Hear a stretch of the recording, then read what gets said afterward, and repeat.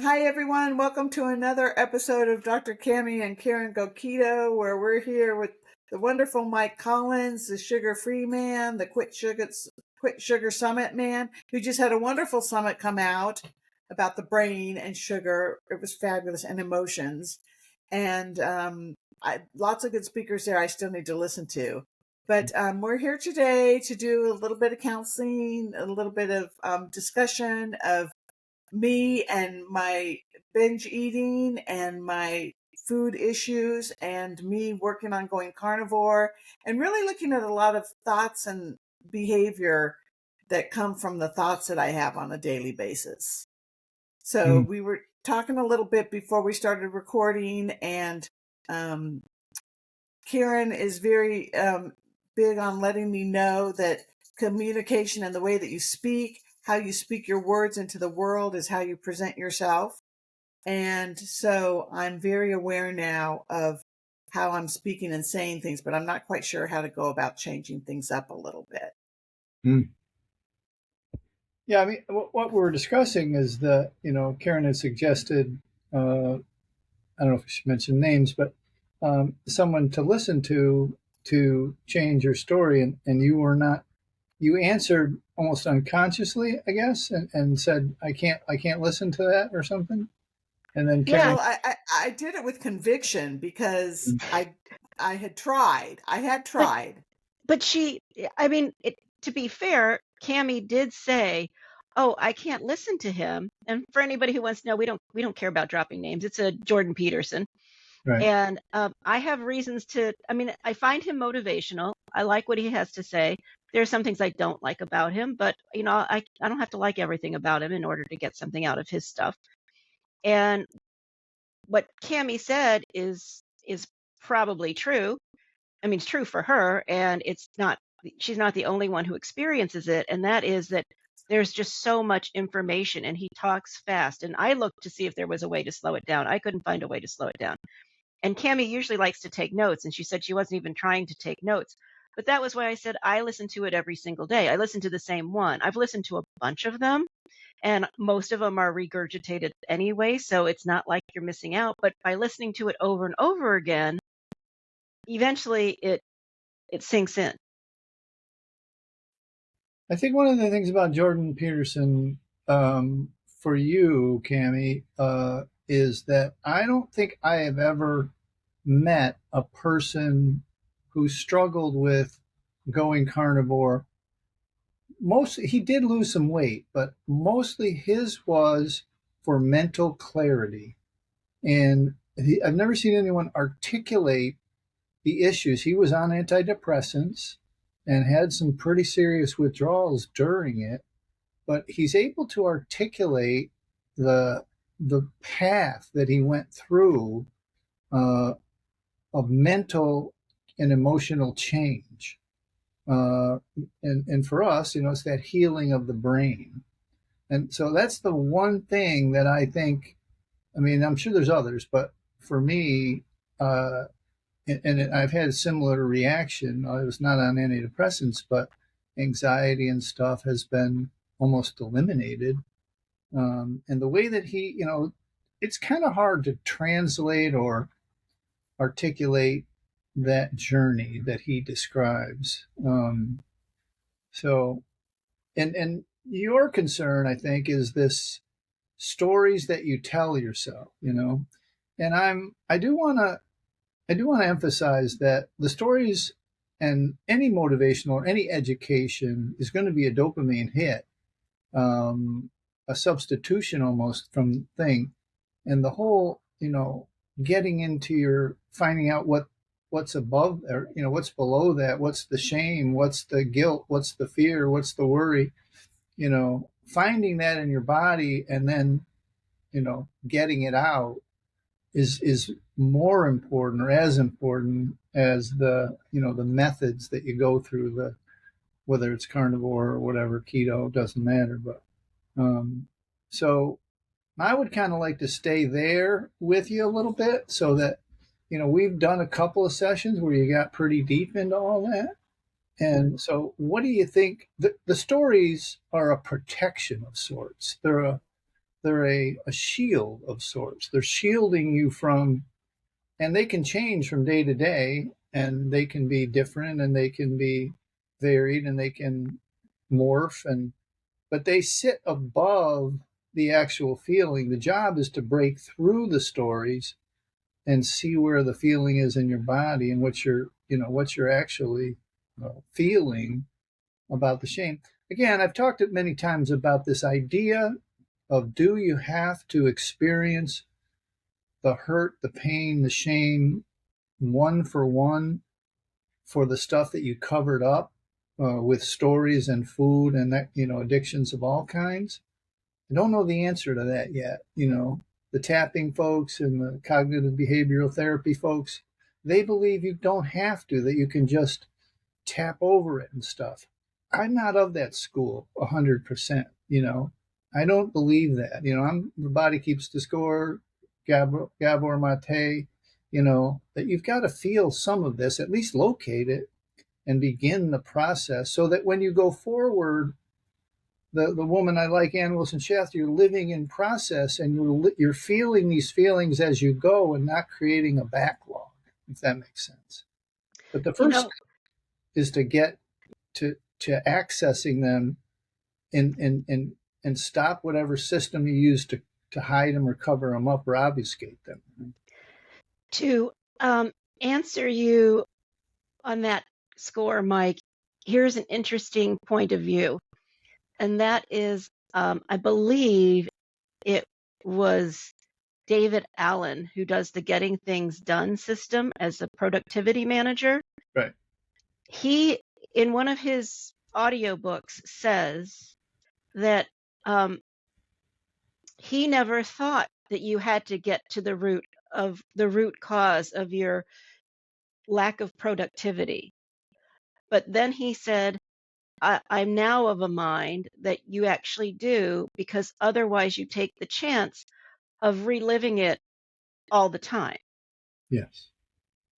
Yes, no, and he's a perfect example, okay? He's his type of personal development change process is a perfect example. It can sit above the, and I always call these systems egoic, okay? These systems are very ego-based.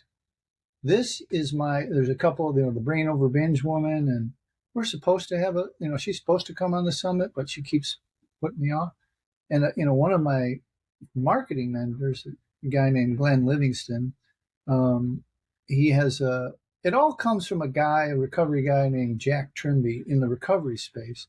And what it is like, it's every spiritual principle ever known to man, and is like, you have to let go of the ego. And all of those seem to be, I actually believe ego is an addiction.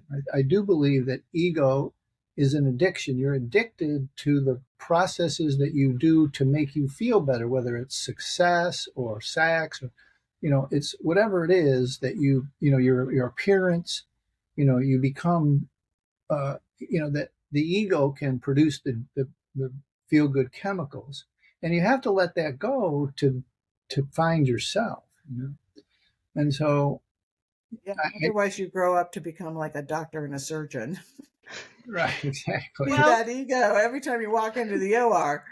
And it's not success addiction. There's a name for it, and I forget what it is. It's similar to success addiction. It's like a productionist addiction, or it's like it'll come to me, but Eckhart Tolle would agree with you, because that's basically the power of now, right? Because it really is. You don't want to be here in the present. You want to be in the hit. Yeah, exactly. And that can happen. And again, I think that these other modalities can be supplemental to it, but you can like live an entire new life if you become a Tony Robbins advocate or whatever, you know what I mean? And you change your state and you anchor yourself. There's a lot of different ways to anchor yourself, whatever, or tap yourself. You can skate above that, but you're not. You guys got to tell me if this is okay. But I just keep using it. If you had acne when you were a kid, or you have it now, and you pop the best pimple you ever popped, and it hits the mirror and it bleeds like a stuck pig, and you clean it up and it's healed the next day. It's gone. It's gone because you've got it out. But if you don't get it at the right time, or you don't get it right, and you leave half of it in there, that thing's going to grow back the next day. It's going to be a scab, and it's still going to be sore. And the same thing happens here. If you don't access that shame, if you don't excise that shame in some way, shape, or form, it's just never it's just going to keep circling it down there. No matter what you produce, what you change on the surface, your wealth, your wife, your whatever you change, it's still going to be still going to be a problem for you. I don't know. How would you define shame, Mike? That's a great question, and I wish I was a better educator in that. But I think the best things I've ever heard about shame is that shame is not a thing you have, as shame is the thing you are, or you feel you are. You're right, because you have guilt, right? But you Yeah. are shame, kind of in that way. Yeah, you're shame based, right? You're shame based. And so a lot of the whole world you look at in a shame way. There's a guy I watch a lot who I like. His name is Tim Fletcher from Canada. And he's a preacher, but he also worked in recovery for 30 to 40 years. And he's getting pretty popular now, but he's really good at that. But, the whole, like Melody Beatty just passed away a couple days ago. She talks to John Bradshaw. If you guys ever remember John Bradshaw. Yeah, I have 2 copies of his book. Healing the Shame That Binds You. Mm-hmm. I remember reading that book, and when he talked about shame as an identity, yeah, it was like me to a T. I was like, oh, that's same me. here. Yep, exactly. And it is when to see him before he passed, and I saw him one time speak, and to see him and hear him he was on some PBS stuff. You would never think that he was a raging father, or whatever, someone who raged at his kids or whatever. You just know. So yeah, he's and like that stuff. Not that it's died, but he popularized it a lot. But yeah, I would suggest him for that kind of work. So going back to the definition of shame, when we think about shame, I mean, to me, it makes me think about doing things that, like, being a certain way that is like feeling unacceptable, that feeling like things I did something, because if I, my gut feeling is that there's things that happened when I was real young that I don't really remember a lot of specific incidences. I mean, I remember some, but now I just think they're stories. I don't know. But I think I was very as long as I can remember, I always felt shame. Mm-hmm. Yeah, again, it's what a narcissistic parent does to you that you just, in order for them for you to use you as their supply, they have to denigrate you in some way, and that just gets baked into your DNA. Really, it's just there all the time. You always are, and not consciously, because you're viewing the world and getting little dopamine hits by the things that you're producing, your doctorate and your athletics and your, all that kind of stuff. And same here, if I got straight A's, I was fine, you know what I mean? For about 40 minutes till, the fourth martini kicked in or whatever, and then it was right back to, you got an A- here. What the hell? Yeah. I remember that. Bringing home a B and everybody else had gotten C's and it still wasn't good enough. Still wasn't. Yeah. I mean, I'll never forget it as long as I live. I mean, there was the transition from, when they used to write the report cards, to computer-based ones, right? So they would print it out, right, on a whatever, it's a computer one. And my brothers, they never did well in school, and my father's all drunk and shit. And I didn't know whether you had to get that signed, and you had to get the other one signed and bring it back. And so he was getting drunk, and I think I got like, I think I got 1B. And so he's there with my brothers, and they're all dancing around him because he was lighting my report card on fire. Oh my gosh!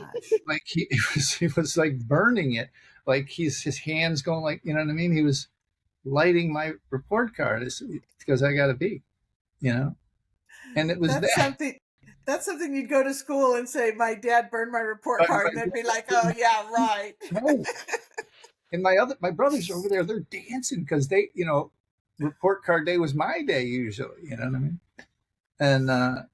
And so yeah, I mean, and it's that type of behavior in all its flavors that gives you that less than feeling, that I'm not good enough feeling, and then you strive mightily to not have it, or to shut it down, to stop it.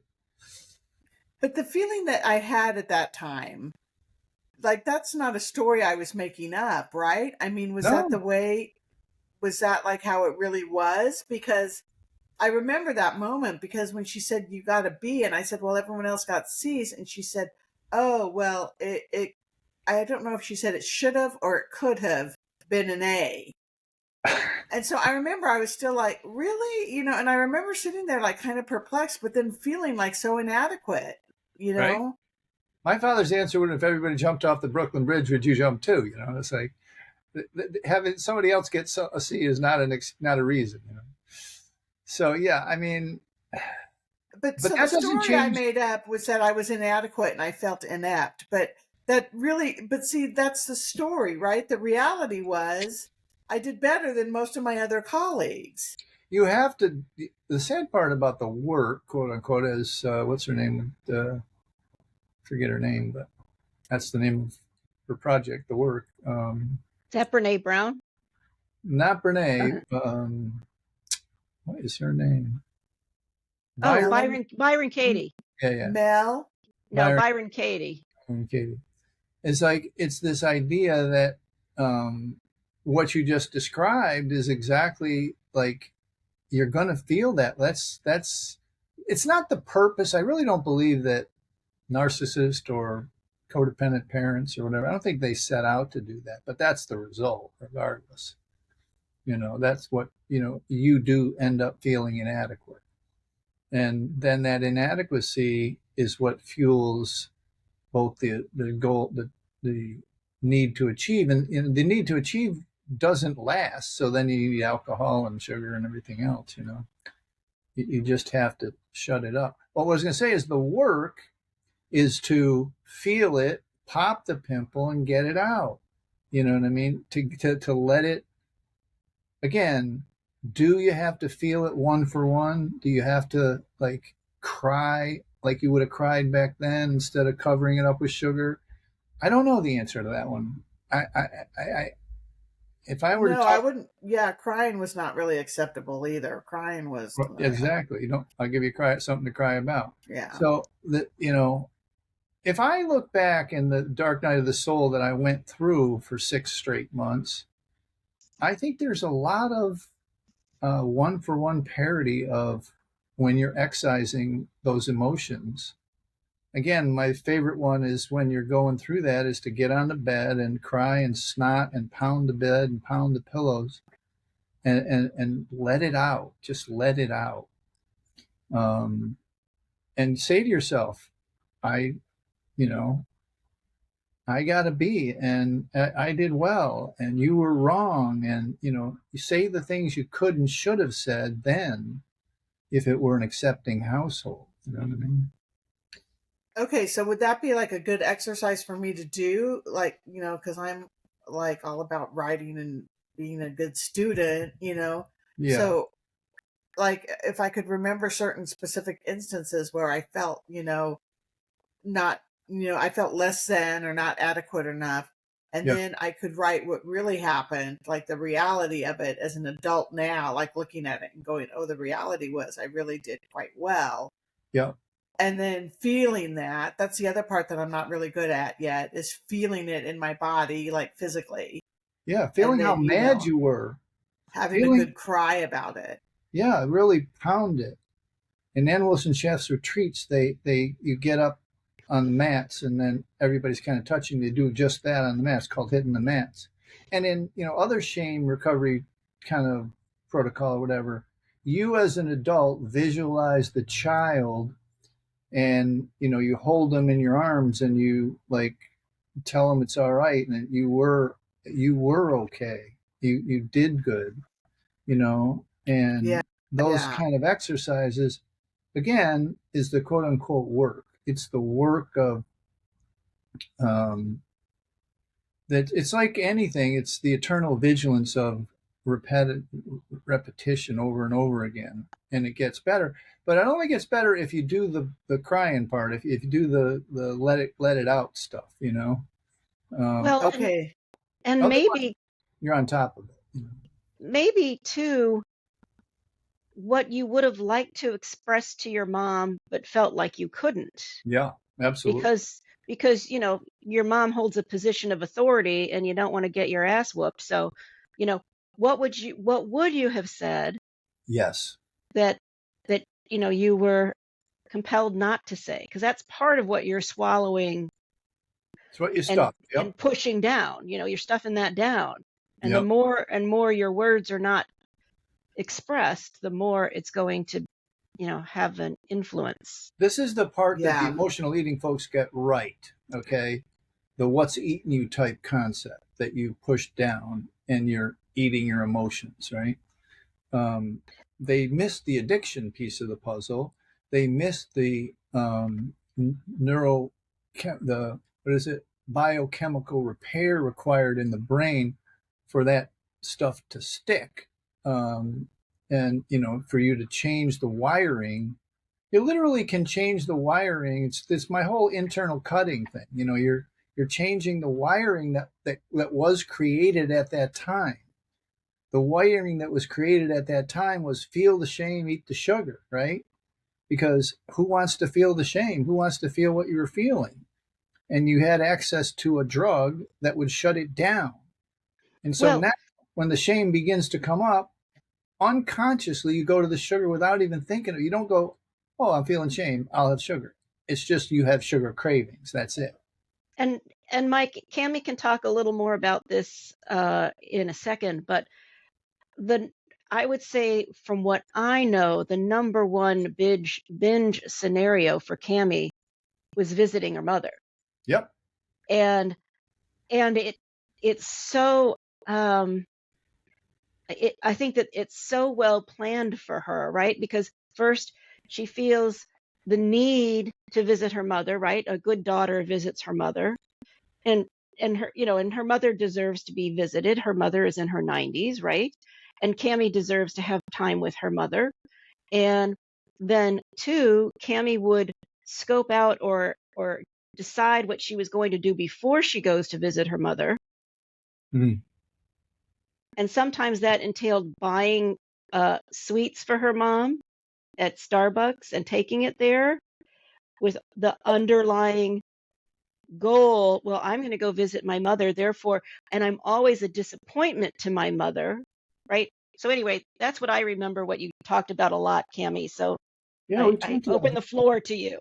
we narrowed it down to that day that you binge was the morning after the morning you visited your mom. Now, I'll tell you what a therapist told me during my tough time was like I had to go 100% zero contact with my ex-wife. Now, I had 3-year-old twins at the time, so that meant I had to pick up the twins at the curb. You know what I mean? For like 6 months or 4 months or something. They had to be outside. And I don't think the where your mother is, I don't think that's a bad thing for a month or two. But just don't go. You know Yeah, what I she's mean? not remembering. It's getting worse too, and she's getting more combative, and Yep. It's She not going to get cried any when the better. last two sisters left. She was crying and screaming, "Don't go, don't go." So it's like all doesn't sound good. But Yeah. I know that there was one point in time, I don't remember when I wasn't so full of shame. I mean, when babies are born, they're not born with shame. Well, I don't know. We don't know. They come a certain way, and we don't understand a lot about what happens in the womb. But I just don't remember any of those times.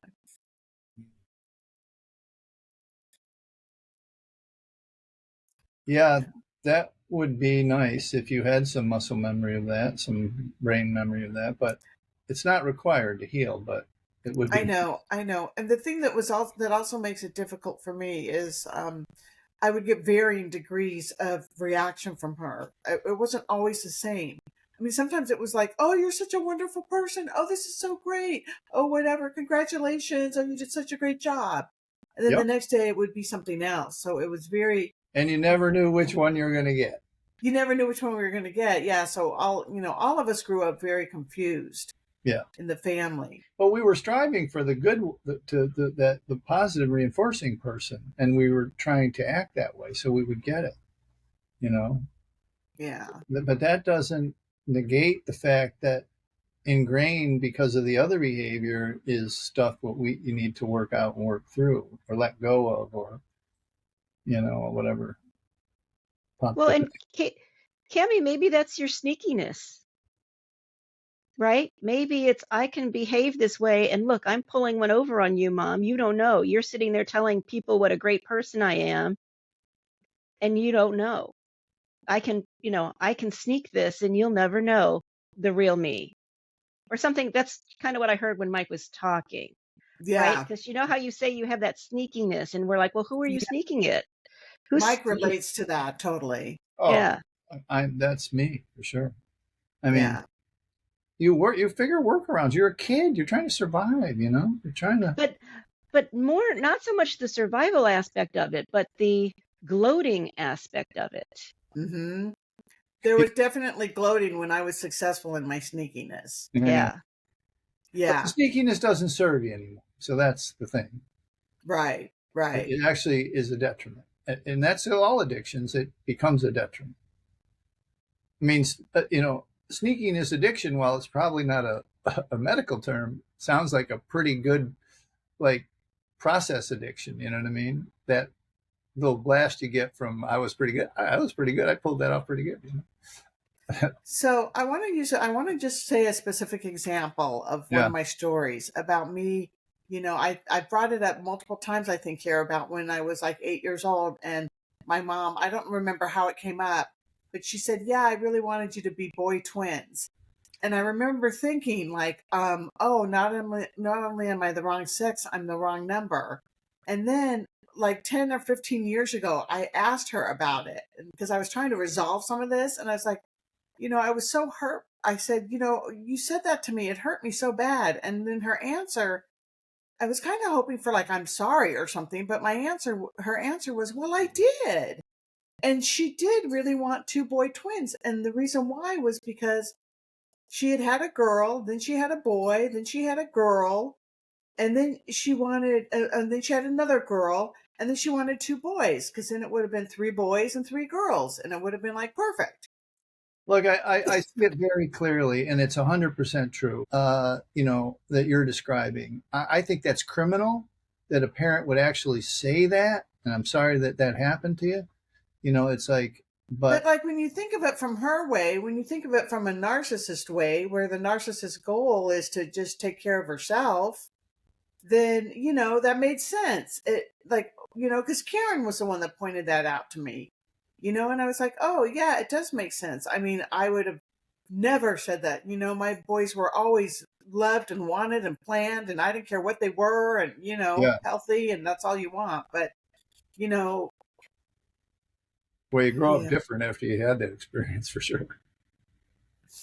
yeah. So Yeah, no, it's I mean, there's a lot to it. We could talk about why and how it came to be, but I think we're all pretty good at that, pretty good with this. So, I think what we need now is to let's dive into trying to access those feelings and excise those feelings, like whatever that looks like for you. Everybody's a little different, everybody's journey, and that's a little different. But,